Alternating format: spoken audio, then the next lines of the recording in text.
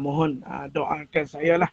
Mudah-mudahan saya sihat seperti mana sedia kala. Sebab mungkin cuaca, lepas tu dengan banyak minum air sejuk. Ya salah, kita dah panas-panas ni, kita minum air sejuk. Bila minum air sejuk, berlawan dengan badan, maka demamlah kita. Wallahualam. Apakah tugas malaikat Jibril di atas dunia? Iaitu mengurus tentera dan angin. Angin tu siapa? Itu adalah arahan daripada Allah kepada malaikat untuk menguruskan tentera. Tentera ni apa? Orang kata apa? Tentera ni termasuk malaikat-malaikat yang lain. Maknanya, malaikat yang lain akan menurut perintah daripada Jibril alaihi salam. Angin yang ada. Ada sebelah kadang kita tengok belah kiri kita ada angin. Belah kanan kita ada angin. Belah depan kita ada angin. Belah belakang kita ada angin. Angin itu juga dikontrol oleh malaikat. Yang mengutuskannya adalah malaikat Jibril alaihi salam. Maka selain Jibril adalah sahabat baik ataupun guru kepada Rasulullah, selain itu juga Jibril menjaga tentera. Tentera itu apa? Iaitu para malaikat yang lain. Makna malaikat yang kita ketahui itu memanglah malaikat Jibril, Mikael, Israfil, Raqi, Atid itu semua. Tapi ada lagi bilangan-bilangan malaikat yang kita tahu. Tak tahu. Ada ribu-ribu lagi, trilion-trilion lagi malaikat. Apatah lagi, ketika mana kita mendengar majlis ilmu, lagilah banyak malaikat-malaikat yang hadir, insya-Allah. Dan disebutkan juga, iaitu Jibril ini juga menguruskan angin. Angin, kalau ke barat, baratlah dia. Kalau ke timur, timurlah dia. Kalau ke tenggara, tenggaralah barat, barat, timur, selatan. Hak tu semua yang diutuskan, insya-Allah. Tuan-tuan rahmati Allah. Dan malaikat Mikael. Mikael ini adalah mengurus hujan dan tumbuh-tumbuhan. Maka kalau kita tengok hujan kan, ayah-ayah ibu puan rahmati Allah, kita tengok hujan. Hujan, ada kalanya dekat Sri Kembangan hujan. Dekat Putrajaya tak hujan. Contoh dekat Melaka hujan. Tetapi dekat Selangor tak hujan. Johor hujan. Tapi Negeri Sembilan tak hujan. Siapa yang membawa awan tu? Iaitu malaikat Mikael atas perintah Allah. Hujan tu dia yang bawa. Sebab tu kadang kita tak nafikan juga.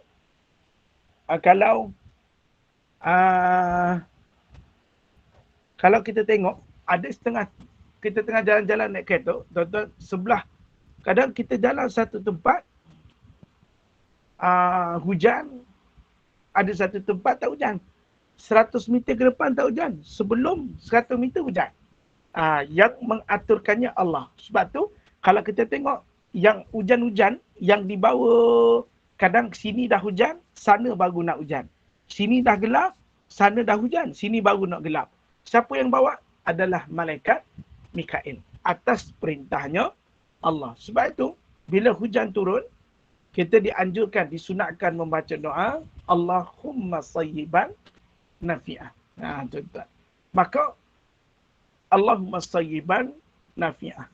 Maksud dia, ya Allah, jadikanlah aku hujan yang bermanfaat. Bermaksud apa, tuan-tuan dan rahmati Allah? Hujan itu kadang-kadang ia boleh jadi manfaat. Dan kalaulah hujan itu tidak berhenti, dia akan jadi mudarat. Maksud dia, akan berlaku banjir, akan berlaku sesuatu yang kita rasa mudarat dengan air hujan tadi. Maka air hujan itu perintah Allah sama ada berhenti ataupun tak berhenti. Maka sebab itu bila mana datang musibah, datang hujan yang tidak berhenti, kita boleh buat solat hajat dan minta pada Allah supaya hujan itu diberhentikan. Faham? Sekarang ni kita tengok dekat luar panas. Tapi ada kalanya kita pergi kat tempat lain di dalam keadaan sejuk. Maka pro and contra kat situ. Siapa yang membawanya? Adalah malaikat Mikael. Dan juga disebutkan juga dalam kitab ini, bahawasanya tugas malaikat Mikael adalah tumbuh-tumbuhan. Tumbuh-tumbuhan dan hujan. Ibu-ibu tengok hutan yang kosong, tidak dijaga, tiba-tiba ada pokok. Tempat yang kosong, tidak dibaja, tidak dijaga, tiba-tiba tumbuh tumbuhan. Siapakah itu? Yang melaksanakannya adalah malaikat Mikael. Sebab itu kita tak boleh marah bila mana Ada benda yang kita dah sabit, tiba-tiba dia tumbuh. Kadang kita tak tahu, tiba-tiba lalang tu naik. Kita dah sabit dah. Lalang tu naik. Sebab tu kita tak boleh marah. Kerana ia adalah kehendak Allah yang menyuruh pada malaikat Mikail pada tumbuh-tumbuhan yang wujud walaupun tidak mempunyai tuan. Sebenarnya dia ada tuan. Tuannya adalah Allah. Tetapi ia berlaku. Pernah tak ibu-ibu tengok? Kita tak tanam apa-apa pun. Tapi dia tumbuh. Kan? Tiba-tiba dia tumbuh. Itulah daripada malaikat yang melaksanakan perkara itu, iaitu malaikat Mikail. Sebab tu bila malaikat Mikail ni, dan rahmati Allah, dia juga adalah satu malaikat yang diutuskan Allah dalam keadaan tumbuh-tumbuhan ataupun dikatakan dengan hujan. Dibawakan tugasan bagi mereka itu. Dan disebutkan juga yang ketiga adalah malaikat maut. Malaikat maut tugas dia satu, iaitu diberikan kekuasaan untuk cabut nyawa. Hak tu dia punya tugasan, tak ada buat lain. Jadi ustaz, malaikat dia tak ada buat benda lain? Tak. Dia tugas dia satu tu je, satu tuan-tuan. Tapi tugas kita sebagai manusia banyak. Banyak. Dan perlu kita lalui. Maksudnya kita kena solat, kita kena zakat, kita kena puasa, kita kena haji, kita kena umrah, kita kena jaga akhlak, kita kena jaga perbuatan, kita kena jaga benda-benda yang lain. Maksudnya, setiap di antara kita ada tanggungjawab. Tetapi malaikat Israel tanggungjawabnya satu, iaitu cabut nyawa orang. Ini memang kerja dia. Tak ada kerja lain lagi. Tuan-tuan dan puan-puan yang dirahmati Allah. Memang tak ada kerja lain. Sebab itu, malaikat Israel ni tugasnya, tuan-tuan yang dirahmati Allah Subhanahu Wa Taala, berkata apa tuan-tuan? Iaitu, dia tak ada pembantu. Dia ada cuma, tuan-tuan yang dirahmati Allah, malaikat maut ini, tugas dia cabut nyawa. Tak ada dia pergi buat awan angin ke, tak ada. Tugas dia tu je. Dan ketaatannya luar biasa. Allah suruh cabut, dia akan cabut. Dan dia tidak pernah bertanya, ya Allah, siapakah yang aku hendak cabut? Tak ada tuan-tuan. Malaikat, bila mana diperintahkan, tidak membanyak persoalannya. Terus sahaja akan melakukan perintah yang diutuskan oleh Allah Subhanahu Wa Taala. InsyaAllah. Dan disebutkan juga malaikat yang terakhir adalah malaikat Israfil. Bergantung kepada perintah yang turun kepadanya. Israfil ini apa? Iaitu meniup sangkakala. Iza waqa'atin waqi'ah. Bila mana berlakunya kiamat. Berlaku ni kiamat maksud apa ibu-ibu yang dirahmati Allah? Bila mana tiupan sangkakala yang pertama, maka hancurlah dunia ini seperti mana debu. Kerana hanya tinggal di saat itu adalah Allah yang Maha Qadim dan juga Maha Baqa, iaitu tidak ada padanya permulaan dan tak ada padanya pengakhiran. Sebab itu berlaku kepada malaikat Israfil ini dua tugasannya, iaitu meniup sangkakala dan membangkitkan semua orang setelah Yaumul Mahsyar. Sebelum pembaringan itu akan dibangkitkan oleh malaikat Israfil, iaitu meniup sangkakala. Ustaz, dia tiup sangkakala tu bunyi macam mana? Wallahu a'lam. Saya belum lagi rujuk kat dalam buku, nanti saya rujuk. Kalau ada riwayat katakan bunyi semacam wallahu a'lam. Faham? Itulah tugas-tugas 4 malaikat yang diutuskan Allah dekat di mana? Di atas dunia. Wallahu a'lam. Dan disebutkan juga pada muka surat 68. Rabi' bin Anas pernah ditanya tentang malaikat maut, apakah dia sendiri yang mencabut nyawa manusia? Dia pun menjawab, dia yang memegang urusan mencabut nyawa. Dia mempunyai beberapa pembantu dalam melakukan hal itu. Maknanya, memang malaikat maut ni Allah utuskan untuk cabut nyawa. Tetapi dalam utusan mencabut nyawa itu, namun demikian, malaikat maut adalah ketuanya. Setiap langkahnya berpindah dari timur sampai ke barat. Langkahnya. Maksudnya, malaikat Israel ni bukan kecil. Dia besar. Besar. Setiap langkahnya daripada timur sampai ke barat. Boleh jelas tak? Dia punya saiz tu macam mana? Timur ke barat. Maksudnya, walaupun malaikat Israel ini tugasnya mencabut nyawa, kesemua nyawa yang dicabut itu tidak semua. Melainkan ada pembantu. Cuma malaikat maut ini ketua bagi orang malaikat-malaikat yang mencabut nyawa. Faham? Sebab itu langkah malaikat maut ni besar. Faham? Sesangat-sangat besar seumpama daripada timur sampai barat hanya satu langkah. Kalau kita timur, kita kata Pahang, Pahang, Terengganu, Kelantan. Kalau barat apa barat?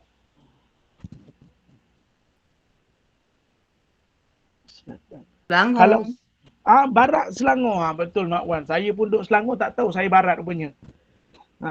Okey. Maka barat belah sini. Maka langkahan dia saja daripada satu tempat ke satu tempat begitu besar langkahan. Sebab itu tidak menjadi permasalahan untuk dia menarik nyawa seseorang kalau ada orang yang meninggal di Kelantan dan pada masa sama ada orang meninggal dekat Selangor. Sebab langkahan timur ke barat hanya cuma satu langkahan daripada malaikat Israel. Faham? Tuan-tuan dan puan-puan yang dirahmati Allah. Dan dia mempunyai beberapa pembantu dalam melakukan hal itu. Namun demikian, malaikat maut adalah ketuanya.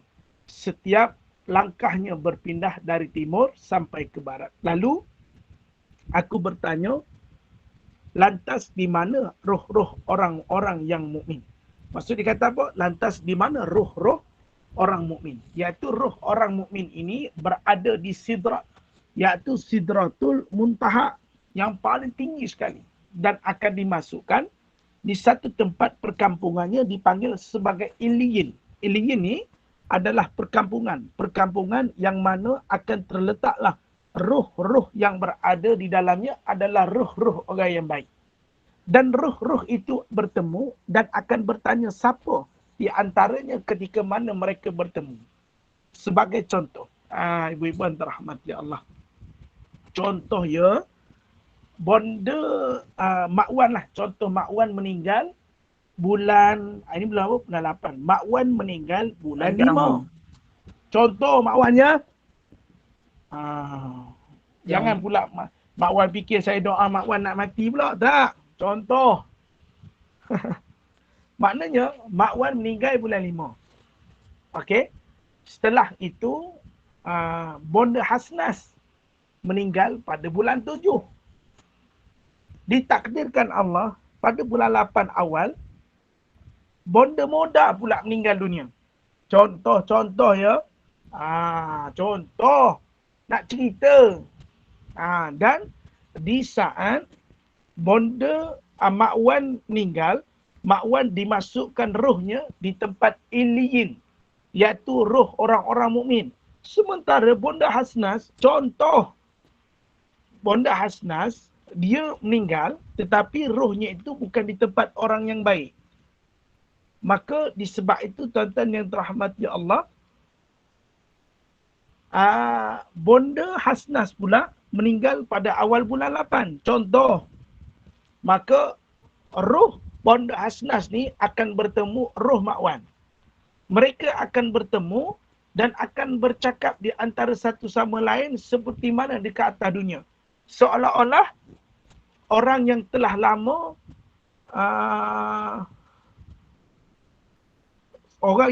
lama belum balik ke kampung. Macam contoh Bonda Hasnas dengan Mak Wan dah lama tak berjumpa. Lama kelamaan diorang pun duduklah sekali. Masa tu diorang akan cerita. Bonda Norini sekarang buat apa? Bonda Ros sekarang buat apa? Bonda Masroha sekarang buat apa? Lepas tu dia tanya pula, Bonda Moda ada? Dia kata Bonda Moda dah meninggal. Bonda Moda dah meninggal sebelum aku, kata Bonda Hasnas. Dia dah meninggal sebelum aku. Maka kata Mak Wan, kalau dia dah meninggal, kenapa dia tak ada dengan aku? Dekat roh orang-orang yang baik. Sepatutnya kita kena bersama dengan dia. Sebab dia duduk dalam kita dengan kuliah. Dia sama-sama duduk dalam Gema Nur Iman. Sama-sama kita baca Yasin.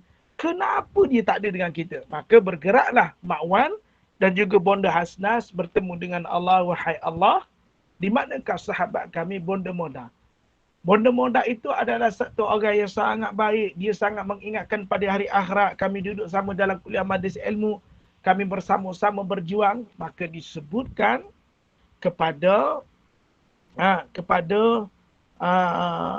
Allah. Maka Allah kata, wahai si fulan, Bonda Hasnas dan juga bonda Mak Wan, pergilah cari sahabat kamu yang bernama Moda tadi dan bawalah ia bersama-sama dengan kamu. Maka maksudnya bonda Hasnas dan bonda Mak Wan termasuk orang mukmin memberi syafaat kepada bonda Moda saat beliau tidak ada bersama dengannya di hari tempat-tempat yang mulia. Inilah syafaat kawan-kawan yang baik. Faham? Besok sebab tu perpatah orang tua kata bonda betul ya Mak Wan ya. Kalau besok kau tak terlihat aku di syurga, makalah bertanyalah Allah di manakah aku. Betul tak Mak Wan? Betul sangat Ustaz. Betul sangat. Sebab itu besok kalau Mak Wan masuk syurga, tak nampak Ustaz Zukri, Mak Wan jangan tak tanya Allah.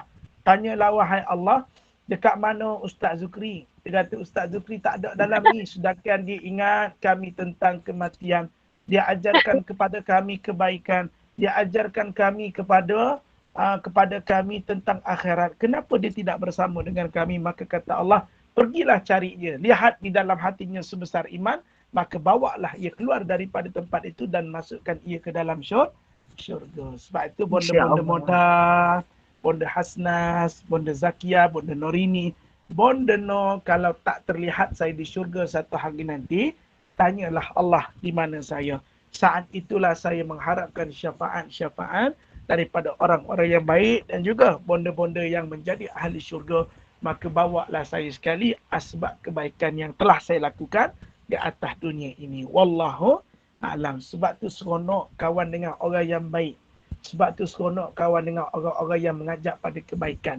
Walaupun kita tak baik. Kata Al-Imam Syafi'i rahimahullahu ta'ala, meskipun aku bukan daripada kalangan orang yang soleh, tetapi aku mencintai orang-orang yang soleh. Memang kita bukan orang yang baik, tapi kita cintai orang-orang yang baik.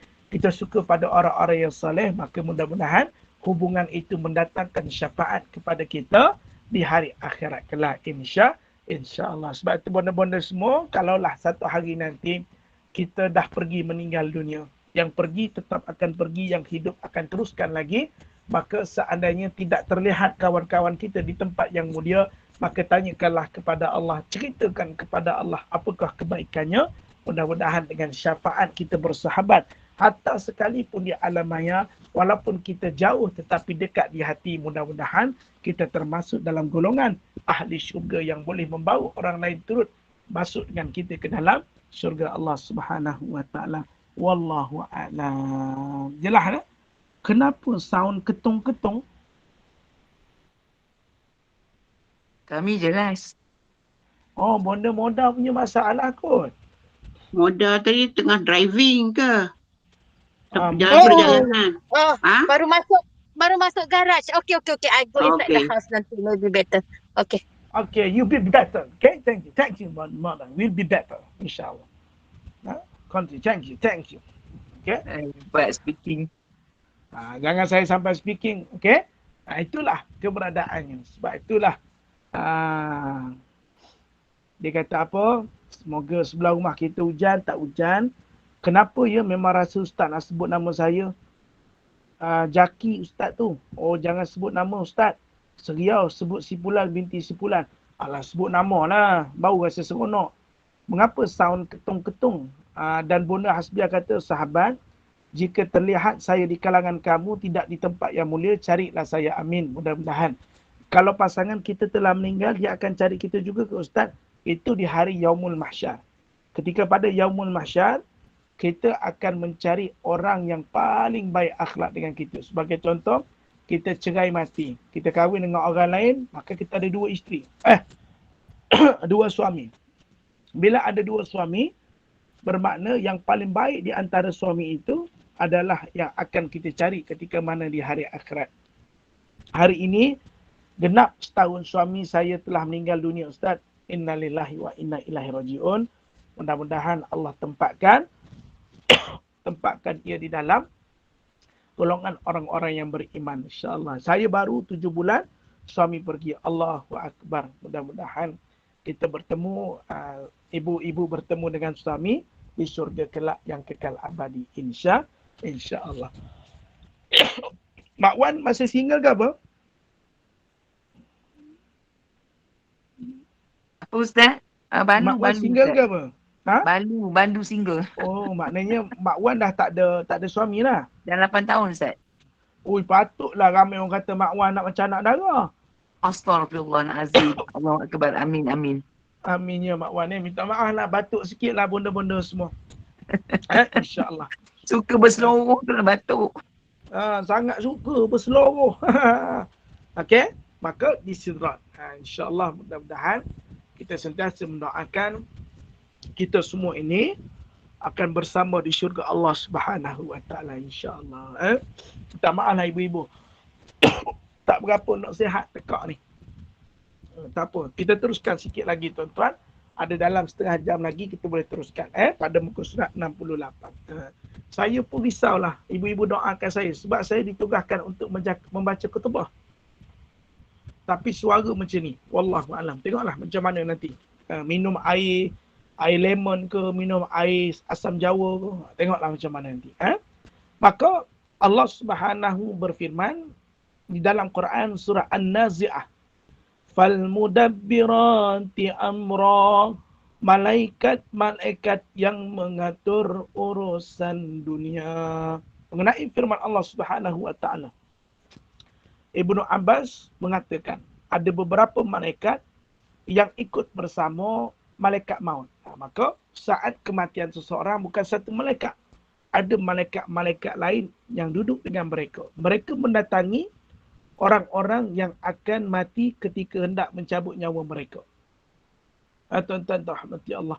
Maka mereka ini akan datang bersama dengan malaikat maut dan akan mendekatkan diri mereka ketika hendak mencabut nyawa mereka. Di antara mereka, malaikat-malaikat tersebut ada yang membawa naik roh. Maksudnya, malaikat maut ni dia akan datang sekali. Tetapi dia datang sekali dengan pembantu-pembantu dia.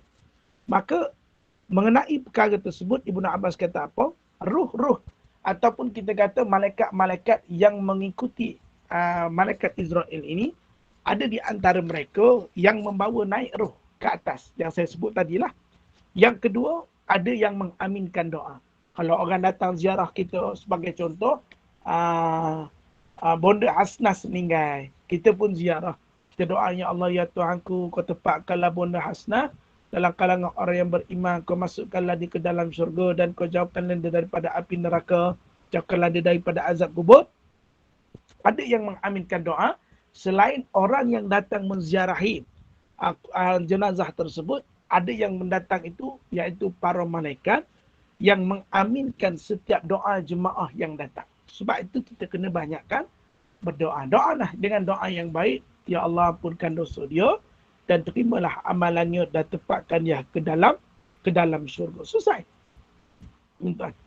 Selesai. Sebab itu ada yang mengaminkan doa itu, iaitu para malaikat. Dan ada pula malaikat yang mengikuti malaikat Israel itu dan ada yang memohonkan ampunan bagi si jenazah. Makanya malaikat yang turut ikut malaikat maut itu, yang turut menjadi pembantu malaikat maut, ada yang angkat roh ke langit, ada yang mengaminkan doa pada jemaah yang datang dan ada yang memohonkan ampunan bagi si mayat. Maksudnya ada malaikat yang diperintahkan Allah turun menjenguk orang yang meninggal dunia, memohon ampunan bagi si mati tersebut. Sangat mulia tuan-tuan. Ustaz, kalau malaikat doakan, confirm makbul. Kalau doa malaikat dengan doa kita, siapa lagi makbul? Doa para malaikat. Sebab malaikat taatnya luar biasa. Kita manusia. Manusia ni taat. Ada kalanya kita tidak taat. Maka sampailah dia mendoakan bagi si mayat agar dia ampunkan Allah. Dan disebutkan juga hingga mayat tersebut disolatkan dan dikebumikan. Selagi mayat itu tak disolatkan, selagi mayat itu tidak dikebumikan, selagi itulah dia akan memohon keampunan. Malaikat yang diutuskan Allah itu supaya memohon keampunan bagi si mati tersebut. Selain kita yang berdoa memohon keampunan bagi si mati, ada para malaikat juga yang mendoakan bagi si mati. Wallahu a'lam. Dan disebutkan juga Allah Subhanahu wa ta'ala berfirman, wa qila man raqa. Dikatakan kepada siapakah yang dapat menyembuhkan.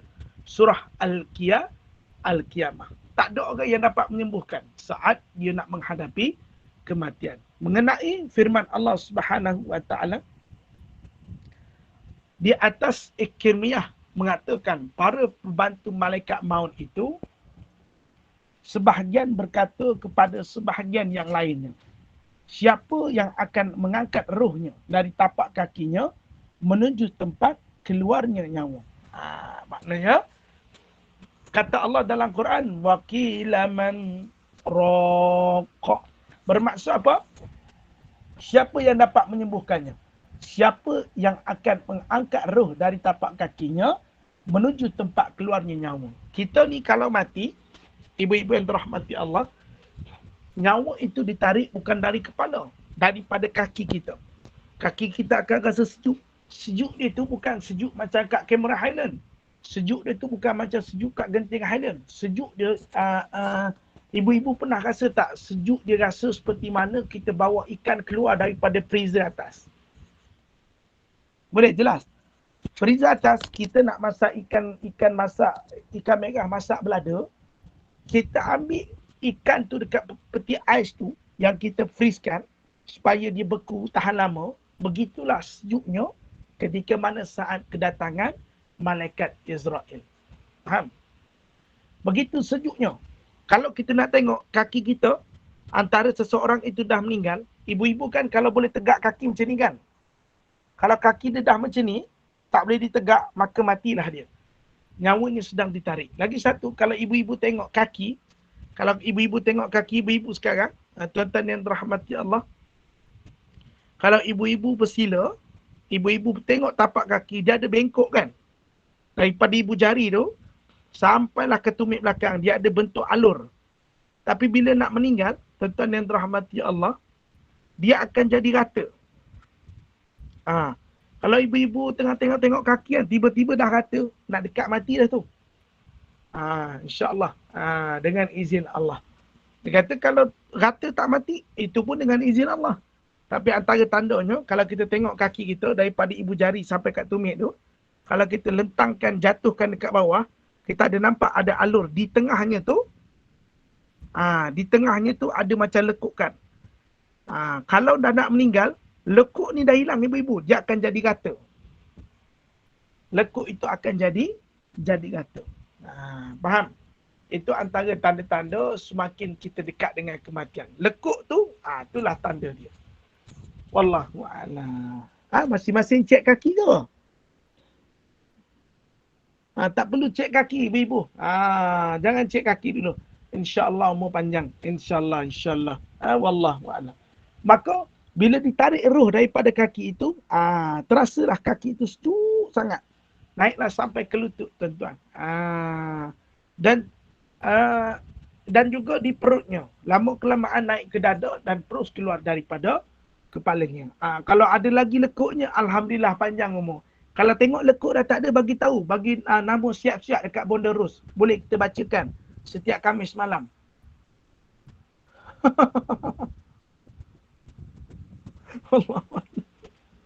Alah, saya kata awal bulan, kita dah tengah bulan lah Bonda Moda. Okey? Faham? Dia banyak. Kalau nak tanda mati ni, ibu-ibu nampak tak cuping? Cuping telinga kita ni, kan? Dia bengkok ni. Dia ada bengkok kan? Di sini ada bengkok kan? Nanti kalau dia nak meninggal tu, dia jatuh ke bawah macam ni. Benda tu jatuh. Faham? Tu dekat lah nak meninggal tu. Dia maknanya dah dia ambil jatuh. Lepas tu hidung kita. Kalau nak dekat-dekat meninggal tu, cuping tu kan lembik, dia jatuh. Dia kan sekarang ni, dia tengah naik. Kadang nanti dia jatuh. Ada pula kata orang nak meninggal, hidung kita, benda-benda nampak hidung. Ni saya pegang ni. Hidung ni, sekarang ni kalau kita letakkan mata kat bawah, kita nampak lagi bayang hidung. Betul ya? Kita nampak kan? Macam ni. Kita kalau pandang bawah, kita nampak bayang-bayang. Tapi kalau dah nak meninggal, bayang-bayang tu pun tak nampak. Sebab hidung kita dah jatuh. Dia macam terpatah tau, kat sini. Lagi satu sini, alis mata ni. Ni. Kalau tiba-tiba dia jatuh, dia nampak macam ke bawah kan? Ha. Dekat lah tu. Ha, tuan-tuan. Cuba tengok alis mata masing-masing. Bonda Nori ni ada pengalaman cerita tentang orang meninggal. Lagi satu, kalau yang dikatakan orang tu meninggal ataupun tidak, kalau bonda baring, kan kita baring dekat atas katil, kalau kita seluk tangan kita, boleh tak kita selukkan di bawah hampir antara pinggang dan juga tulang rusuk. Dia macam ada lekukan kan? Nampak tak ada lekuk tu? Maknanya tu masih ada nyawa. Tapi kalau kita nak tahu ada tak ada, lekuk yang pada pinggang tu, yang kita baring, kita boleh masuk satu tangan kita macam ni kan? Kat belakang pinggang kita tu, maka dia masih ada nyawa. Tapi kalau dah jatuh, macam pop terus, maka dia telah meninggal dunia. Wallahu a'lam. Jelas tak? Ibu-ibu dan rahmati Allah. Sebab tu cek cuping telinga kita. Okey tak? Alis mata kita, hidung kita okey, boleh nampak lagi? Kalau tak boleh nampak, cuping telinga nampak jatuh, sila bagi nama pada Bonda Masroha untuk kita bacakan pada malam ni. InsyaAllah. Wallahu a'lam. Wallahu a'lam. Maka meninggallah seseorang itu daripada kakinya sampailah dekat kepala, rohnya terus akan dicabut. Wallahu a'lam. Dan juga Ja'far ibnu Muhammad meriwayatkan hadis ayahnya bahawa Al-Harith ibnu Al-Khazraj menuturkan ayahnya pernah mendengar Rasulullah sallallahu alaihi wasallam bersabda, ketika itu beliau dalam keadaan melihat ke arah malaikat maut yang berada di atas kepala seseorang dari kaum Ansar. Nabi sallallahu alaihi wasallam terlihat ada seseorang itu daripada kaum Ansar, malaikat Israel itu keberadaannya di kepala kaum Ansar itu. Maka Nabi pun bersabda, wahai malaikat maut, berlemah lembutlah terhadap sahabatku ini kerana dia seorang mukmin. Kata Nabi, jangan kau tarik dia kuat-kuat nyawanya. Jangan kau sentap dia sebab dia orang mukmin. Tariklah dalam keadaan lemah lembut. Lemah lembut sekali pun tetap menyakitkan. Tetap akan terasa sakit walaupun dalam keberadaan lemah lembut. Mana malaikat maut menjawab, bersihkanlah jiwa dan buatlah pandangan yang menyenangkan. Kata malaikat Israel kepada orang mukmin, bersihkan jiwa, tenangkan diri dan pandangan, melihat pandangan yang menyenangkan. Sebab malaikat Israel bila mencabut nyawa orang mukmin, dia akan melihatkan satu pandangan yang menyenangkan. Wahai Muhammad, ketahuilah, kata malaikat maut, aku ini selalu berlemah lembut kepada orang mukmin. Wahai Muhammad, aku pasti akan mencabut nyawa anak cucu Adam. Anak cucu Adam. Jika sangkakala telah ditiup, aku berada di rumah seseorang sementara nyawanya bersamaku, lalu ku katakan, suara apa itu? Demi Allah, kami tidak menzaliminya. Kata malaikat maut, tidak juga memperlambat atau mempercepat takdirnya.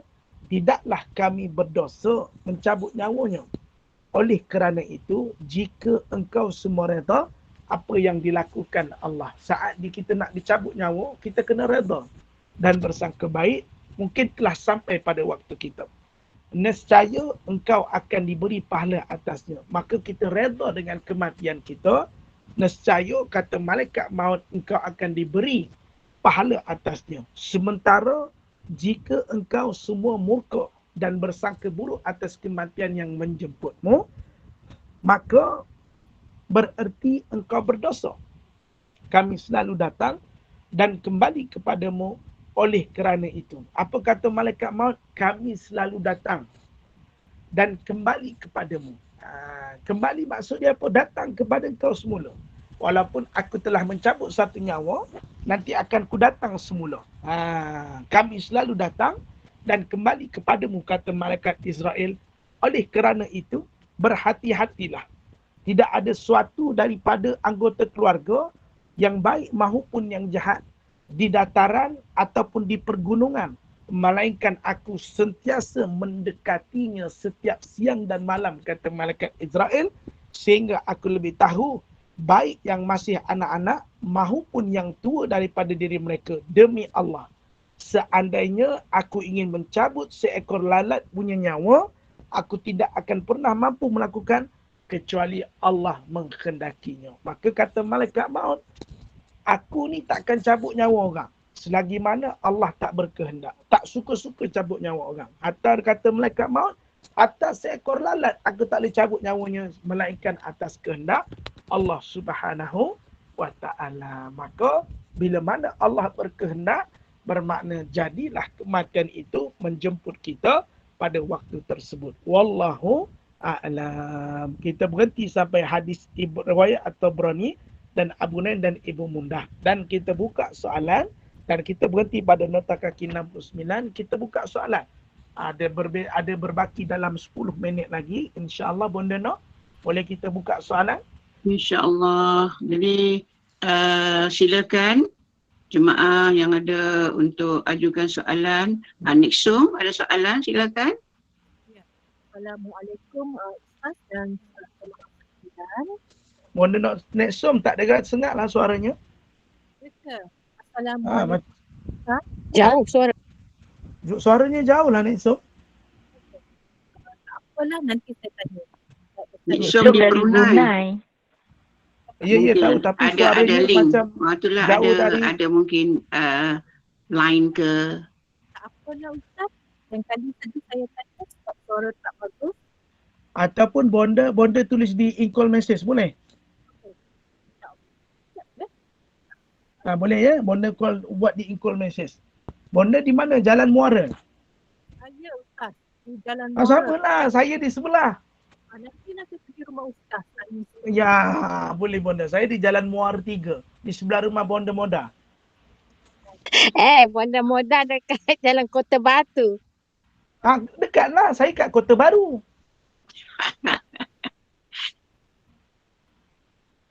Okey, next time nanti tulis di in-call message ya. Okey, kita bagi peluang pada yang lain dulu. Dengar Bonda Nori ni nak cerita pasal kematian, boleh tak? Ada yang nak ajukan, nak bertanya ataupun nak mengkongsi ilmu yang ada, silakan. Tak boleh cerita Ustaz, sedih. Kenapa sedih pula? Mak bertua. Yalah, kita nak share, kita nak tahu. Ustaz, Assalamualaikum. Assalam. Ya.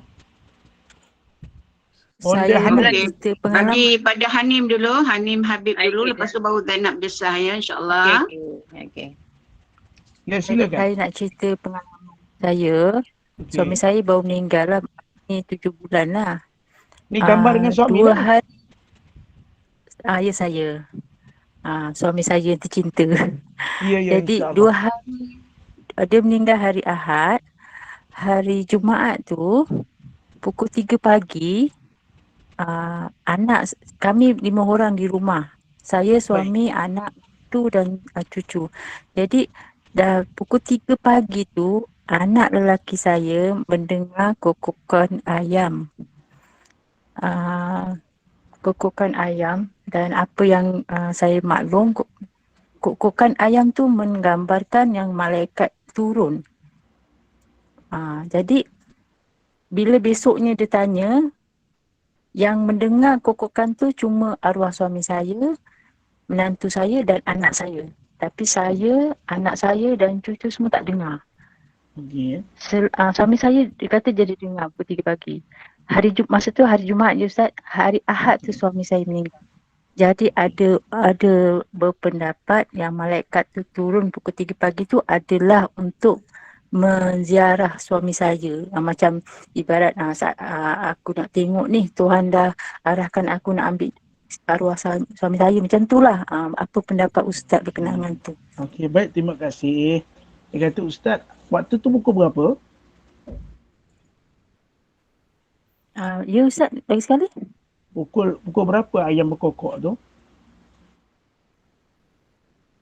anak Tiga- saya tiga cakap masa pagi. bunyi kokok tu sebab 3 pagi. Sebab sebelum ni dia dah duduk sana setahun, tak pernah dengar Okey. bunyi Terima kokokan kasih. ayam. Kerana apa ayam berkokok? Kerana dia terlihat malaikat yang hadir di situ. Sama ada dia melihat suami puan ataupun tidak melihat suami puan, saya tak boleh katakan. Cuma sebahagian pendapat mengatakan bunyi kokok itu kerana terlihatnya malaikat yang keberadaannya di situ. Tak pasti.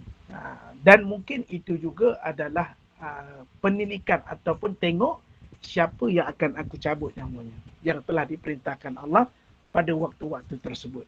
Wallahu a'lam. Sebab itu kalau pukul 5 pagi kan bonda-bonda semua kalau di kampung dah bunyi dah dia punya ayam pukul 5 pagi. Antara tempat mustajabnya berdoa saat ayam berkokok tu kita berdoa. Sebab terlihatnya para malaikat. Wallahu a'lam. Sebab itu dia ada panggil solat subuh ada 2. Yang pertama subuh ayam, yang kedua subuh gajah. Subuh ayam adalah orang itu bangun sebelum subuh. Subuh gajah dipanggil orang itu bangun setelah hampirnya syuruk. Yang kita nak kejar adalah subuh ayam. Subuh ayam ni maksud dia apa? Berkokok ayam itu bukan saja-saja menandakan waktu subuh dan banyaknya malaikat turun adalah pada waktu subuh kerana ketika itu penuh dengan rahmat Allah Subhanahu wa taala. Wallahu a'lam. Sebab apa? Saat orang yang berdoa pada sepertiga malam, dia punya ketepatan doa itu mustajabnya berdoa sangat luar biasa. Di situlah para malaikat banyak menanti doa-doa yang dibawa untuk dipersembahkan kepada Allah Subhanahu wa taala. Wallahu a'lam. Mudah-mudahan terjawab Bunda Hanim. Okey, kalau dah terjawab, kita teruskan dengan Puan Zainab Desah, silakan. Okey, Assalamualaikum Ustaz. Ini Salam. pasal tanda-tanda kematian ni. Kadang-kadang kita ada tahu tapi dah tiba berdepan dengan diri sendiri. Benda ni kadang tak perasan. Macam mana kita nak tahu tetapkan boleh ingatan kita boleh ada kekal benda yang tanda-tanda ni. Itu Sebab sebenarnya senang Bunda saya jawab terus ya. Okay. Sebenarnya tanda-tanda ni kita sendiri tak tahu. Cuma disebutkan pencerahan saya tak dapat, putus-putus. Alamak, siannya. Tak apalah, nanti tengok rekod balik lah. Okey. Okey, Bonda Zainab dengan adik Ustaz. Macam mana tadi soalannya dah? Saya terlupa. Sebab apa? Kalau yang tanda-tanda kan ada yang macam Ustaz cakap tadi yang pinggang tegak. Dia sebenarnya Bonda, tanda-tanda ni kalau Allah beri tak semua orang dapat. Kadang tak ada tanda pun akan berlaku kematian. Kalaulah ada tanda, insya-Allah mudah-mudahan kita sempat untuk bertaubat kepada Allah. Cuma tanda-tanda ini tidaklah sejelas yang mungkin. Maksudnya orang yang meninggal itu juga tak pasti menunggu tanda. Sebab maut ini sifatnya misteri. Kalau sampai ajal tak perlu menunggu tanda. Kalau kita tunggu tanda, baik kita katakan umur. Umur yang tua saja meninggal. Muda tak meninggal. Faham? Bonda Zainab? Maknanya tanda itu kalau ada. Kalau tidak ada, maknanya mati itu juga tetap boleh berlaku. Wallahu a'lam. Mudah-mudahan terjawab. Sebab saya nak pastikan cuma masa arwah bapak saya meninggal pun, sebelum dia meninggal, dia tengah berazab. Saya betulkan dia punya baring kan tu, saya angkat pinggan. Dia memang tegak macam harapan. Tapi saya tak terfikir. Kemudian adik saya yang perasan dia punya pelipis semula. Tapi yang itu memang saya tak lupa. Benda tu tahu tapi dah berdepan dengan tu. Kadang kita tak perasan. Memang Tuhan tak bagi ingat benda itulah semua. Okey, baik, faham. Okey, terima kasih Ustaz. Okey, dan ditanyakan oleh Nek Sum. Nek Sum Khamis kata Bonda Nek Sum sewaktu kematian, sementara menunggu jenazah diuruskan, saya lihat ramai orang ziarah berbual-bual kosong. Adakah malaikat turun mendoakan masa dalam keadaan macam itu? Ya, kan seperti mana kita baca tadi, ada malaikat yang mengaminkan doa, ada yang malaikat memohon keampunan bagi si jenazah. Maka kalau ada orang yang berbual-bual kosong di luar, maka ia satu perbuatan yang sangat merugikan. Sebaik-baik orang yang menziarah itu adalah dengan berdoa. Tetapi setelah kita selesai berdoa, kalau kita duduk luar untuk bertanya khabar, kadang kita jumpa kawan-kawan lama ni dua tempat je. Yang pertama perkahwinan. Bila ada majlis perkahwinan, datanglah kawan-kawan kita. Hak yang lama tak jumpa pun kita kenal. Tapi bila mana kematian pun sama. Pakat datang ramai-ramai, yang mana lama tak jumpa pun kita akan jumpa. Maka sebaik-baiknya, selagi mana arwah tu belum dikebumikan, sehendaknya lah tuan-tuan yang dirahmati Allah, hendaklah kita mendoakan selagi mana arwah itu belum dikebumikan, dan sewaktu itu kita masih menziarahinya saat belum lagi disolatkan, maka sebaik di antara kita yang datang hendaklah memperbanyakkan berdoa. Dan disebutkan juga, salam Ustaz, betul ke orang yang meninggal hari Rabu rohnya akan dicabut kasar sedikit banyak? Itu tidak ada dalil, sangat-sangat tidak ada pada asas dalam agama. Setiap orang yang meninggal itu, walaupun pada hari-hari yang lain, seorang mukmin tetap berlemah lembut malaikat Israel. Tapi walaupun orang itu meninggal pada hari Rabu, tetapi amal solehnya tak banyak, tetap akan. Isnin, Selasa pun sama, hari Sabtu, Ahad pun sama. Assalamualaikum Ustaz, kenapa ada orang yang berebut nak pegang keranda jenazah? Apa yang saya tengok di Madinah, Mekah, apakah itu syirik? Tidak. Mengambil keberkatan. Siapa yang turut serta dalam pengurusan jenazah, pahalanya seperti mana bukit Uhud, maka kita bawa kerana mengambil keberkatan. Sebab orang-orang yang meninggal di Madinah itu adalah orang yang dimuliakan oleh Allah, yang dipilih oleh Allah kerana kemuliaan sangat besar, kerana dikebumikan di perkuburan Baqi. Wallahu a'lam. Dan disebutkan juga, Assalamualaikum Ustaz, tanda orang yang meninggal ini dari satu lagi ke Ustaz. Wallahu a'lam. Sekiranya tanda itu ada, alhamdulillah. Kalau tanda itu tak ada, tetap juga disunatkan, disuruh, diharuskan, diwajibkan kepada kita mempersiapkan untuk kematian. Sebab Nabi SAW bersabda, orang yang paling cerdik adalah orang yang ingat kematian. Wallahu a'lam. Sekarang itu dulu Bonda. No, untuk hari ini. Okey, sekian, kita berhenti dulu. Mungkin Ustaz pun lepas ni nak bersedia untuk ke masjid. Banyak soalan lah Bonda. Tu pun masuk lagi. Minta maaf lah tak dapat jawab. Sebab banyak dah pukul 12. Ustaz pun ada hal. Jadi kita buat soalan ni pada kuliah akan datang sekiranya ni kita boleh ajukan soalan nanti insya-Allah ya Ustaz. Sebab masa tak mengizinkan, masa mencemburui menjadi kita. Ataupun besok boleh tanya pukul 11. Jadi besok boleh juga walaupun kita ada esok Qabul Salim kan. Tak ada lah. Besok hari apa dah? Sabtu Ustaz. Next week. Sabtu. Minggu depan. Minta maaf Ustaz. Jadi masa kuliah yang samalah. InsyaAllah. Boleh. Boleh ajukan. Jadi alhamdulillah. Bonda Nur, saya minta izin dulu boleh? Ya. Oh Ustaz nak keluar dah? Sebab nak pergi baca khutbah. Kena sampai 12.30. Jadi terima kasih Ustaz. Syukran jazilan. Kami Gemar Nur Iman bersama dengan jemaah doakan Ustaz diberi syifa, kesembuhan. Amin. Dan dipermudahkan segala urusan Ustaz untuk hari ini. InsyaAllah. Terima kasih semua. Assalamualaikum. Sama-sama. Terima kasih Ustaz. Assalamualaikum. Khairan Ustaz. Fi amanillah. Fi amanillah. Terima kasih. Jangan laju-laju. Saya tekan 120. Naik motor pun naik kita tu. Jumpa lagi. Motor je, dekat je. Tapi dalam 30 minit lah. Terima kasih Ustaz. Jangan dekat-dekat lori. Nanti kena mata. Kalau ada pasir. Assalamualaikum Ustaz. Dengar tu pesanan-pesanan daripada bonda-bonda. Jadi kita ni tinggallah pengemudinya pun telah meninggalkan kita untuk ke masjid. Jadi alhamdulillah ya, mudah-mudahan kuliah kita apa yang disampaikan oleh Ustaz hari ini, dan hari ini ada contoh-contoh dengan kematian, ada yang tak selesa dengan contoh-contoh yang ambil nama dia. Admin off record. Allah Akbar. Baik. Kita off record dulu, nanti sembang masuk pula dalam tu.